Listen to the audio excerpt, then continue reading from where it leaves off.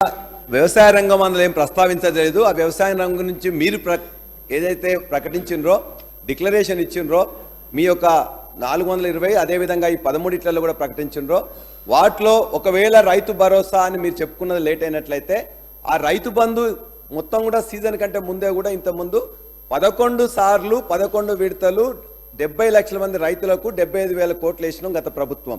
ఇవాళ మీరు దాన్ని ఒక సీనియర్ మొత్తం కూడా డైలీ సీరియల్ లాగా సాగదీస్తా ఉన్నారు.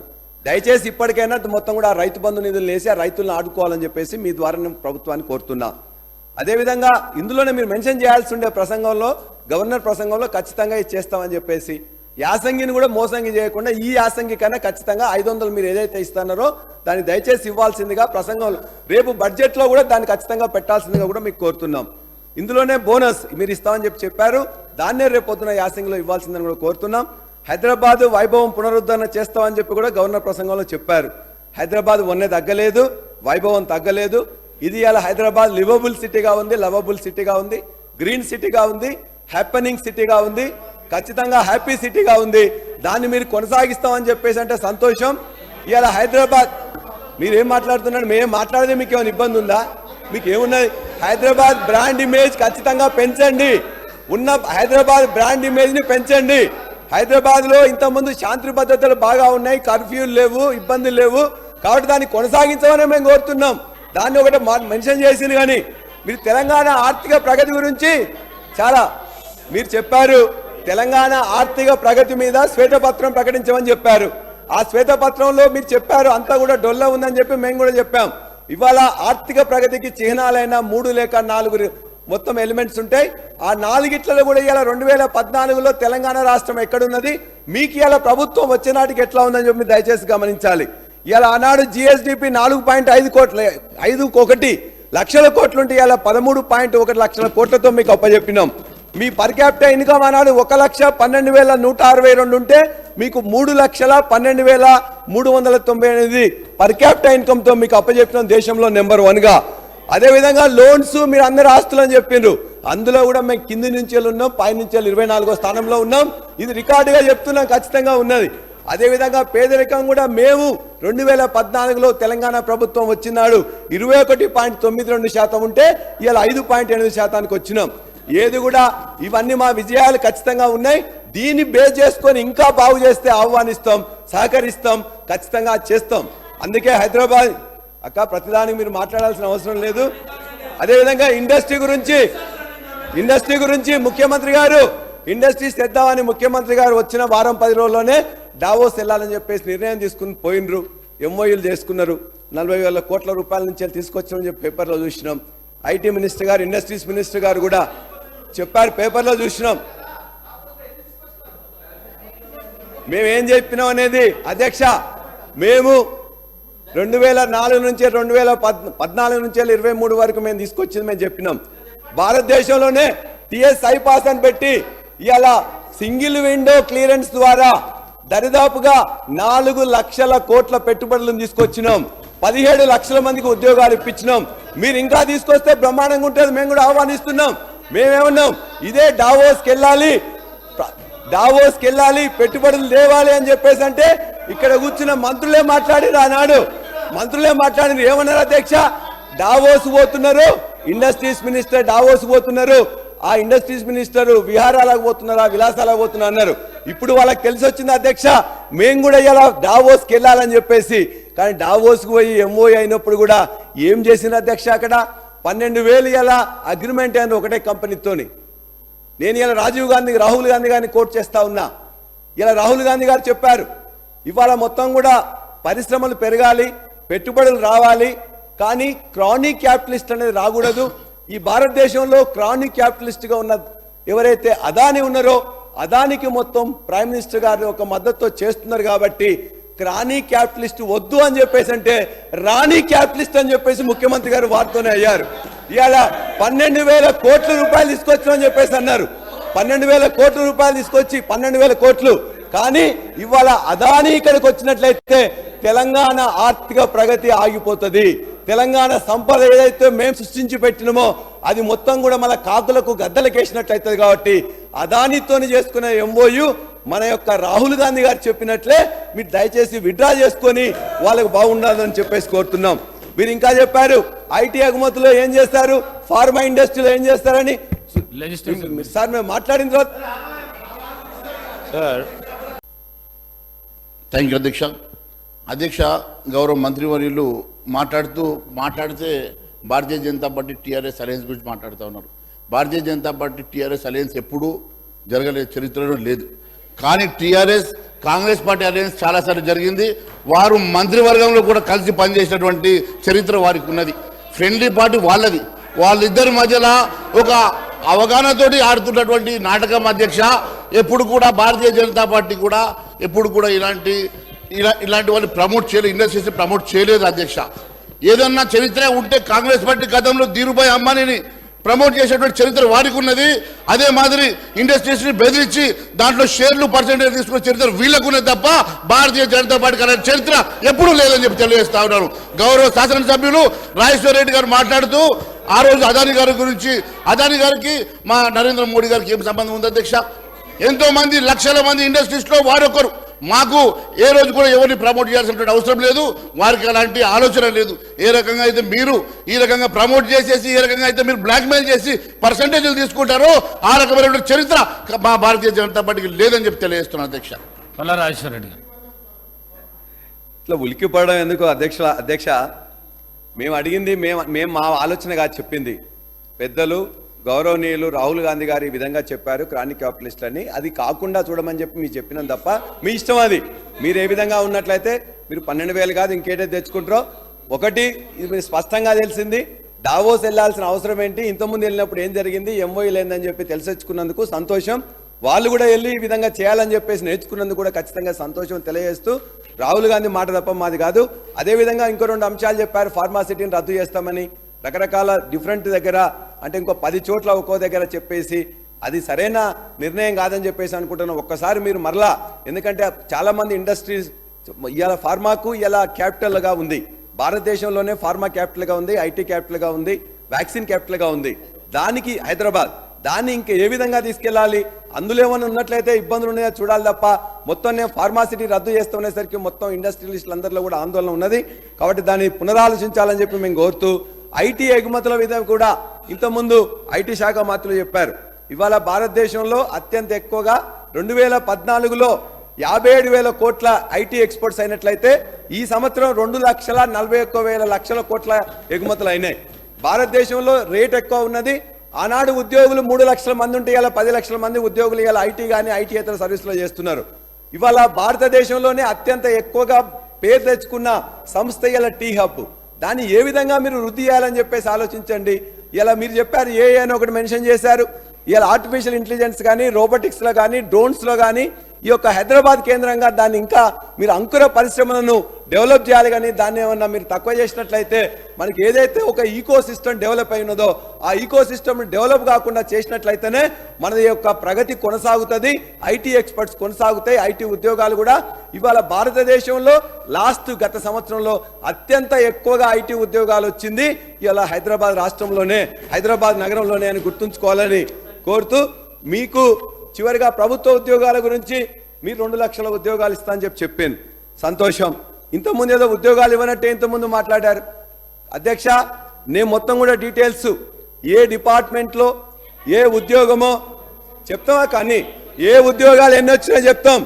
1,60,000 ఉద్యోగాలు, 1,60,000 ఉద్యోగాలు 10 సంవత్సరంలో ప్రభుత్వంలో కానీ, ప్రభుత్వ సంస్థల్లో కానీ, సింగరేణి కావచ్చు, జెంకో కావచ్చు, ట్రాన్స్కో కావచ్చు, ఒక 10 సంస్థలు రిక్రూట్ చేసిన ఒక పబ్లిక్ సర్వీస్ కమిషనే కాదు. చాలా మందికి తెలియదు ఎన్ని సంస్థలు చేస్తాయని. 10 సంస్థల్లో అధ్యక్ష నాకు టైం ఇచ్చిందే 10 నిమిషాలు ఇచ్చింది అధ్యక్ష, హాఫ్ అన్ అవర్. ఇవాళ నాకు అధ్యక్ష ఇవాళ ఉద్యోగాలు ఇస్తే నిన్నగాక మొన్న కొన్ని 2 ఉద్యోగాలు వచ్చినాయి అధ్యక్ష. 2 లక్షల ఉద్యోగాలు ఇస్తామని చెప్పారు, సంతోషం. ఆ 2 లక్షల ఉద్యోగాల్లో మనం కూడా ఒకటి, కాంగ్రెస్ పార్టీ కూడా ఒకటి డిక్లేర్ చేసింది. మొత్తం కూడా వాళ్ళ దాంట్లోనే కాంగ్రెస్ జాబ్ క్యాలెండర్ చెప్పేసి పబ్లిక్ సర్వీస్ కమిషన్ ది ఫస్ట్ గ్రూప్ 1 ఎగ్జామినేషన్ ఫిబ్రవరి 1కి నోటిఫికేషన్ ఇస్తామని చెప్పింది. మేము చెప్పలే అధ్యక్ష, మీకు గుర్తు చేస్తా ఉన్నాం. ఫిబ్రవరి 1 8 రోజులు అయింది కాబట్టి మిమ్మల్ని అది గుర్తు చేస్తూ మేము ఒకటే చెప్తున్నాం, ఉద్యోగాలు 1,60,000 ఉద్యోగాలు ఇచ్చినాం, 10 సంస్థల ద్వారా రిక్రూట్మెంట్ చేసినాం, ఒక పబ్లిక్ సర్వీస్ కమిషన్లో ఒక దగ్గర పేపర్ లీక్ అయితే వాళ్ళ మీద చర్యలు తీసుకున్నాం. ఇవాళ మీరు పబ్లిక్ సర్వీస్ కమిషన్ రిక్రూట్మెంట్ వాళ్ళందరినీ కూడా తీసేశారు. ఎవరిని వేసినారక్క? ఎవరిని వేసింది? ఇవాళ ఒక రాజకీయ సంబంధం లేని వేస్తా అన్నారు, రాజకీయ నాయకుల్ని కూడా వేశారు.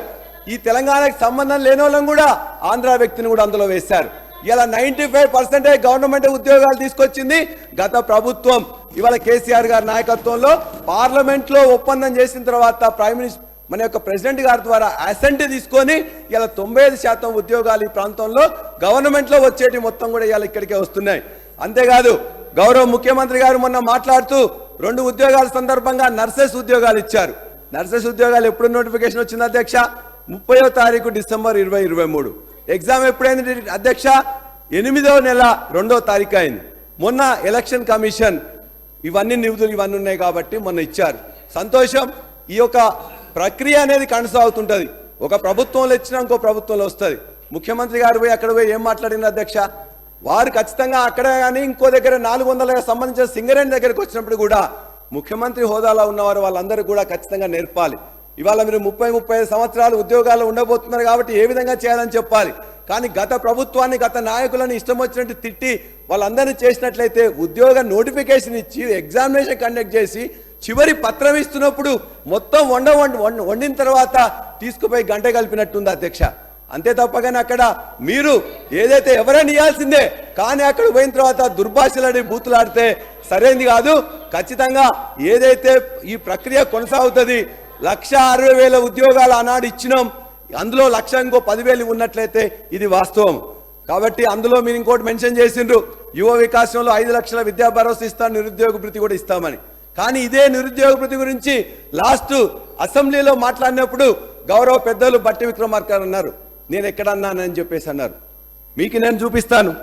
మీరు ఇలా మీ దానిలో మెన్షన్ చేయడమే కాకుండా నిరుద్యోగ భృతి గురించి మీరిచ్చిన డిక్లరేషన్ 9వ పేజీ 2వ పారాగ్రాఫ్, నిరుద్యోగ యువతకు ఉద్యోగ ఉపాధి అవకాశం కల్పించే వరకు ప్రతి నెల 4,000 నిరుద్యోగ భృతి చెల్లింపు ఇందులో పెట్టారు. ముఖ్యమంత్రి గారు పదే చెప్పారు, ప్రియాంక గాంధీ గారు చెప్పారు. మీరు చెప్పిన దానే మేము అడుగుతున్నాం. మీరు దీన్ని మేము చెప్పలేదు అనలేదని బట్టి విక్రమార్క అన్నారు కాబట్టి మీరు ఇందులో చెప్పిన దాన్ని ఖచ్చితంగా ఇవాళ ముఖ్యమంత్రి గారే చెప్పారు. మేము ఇవాళ పబ్లిక్ సర్వీస్ కమిషన్ చేస్తున్నాం. పబ్లిక్ సర్వీస్ కమిషన్ లో 30 లక్షల మంది నిరుద్యోగులు వెయిట్ చేస్తున్నారు, వాళ్ళందరూ చదువుకోండి అన్నారు.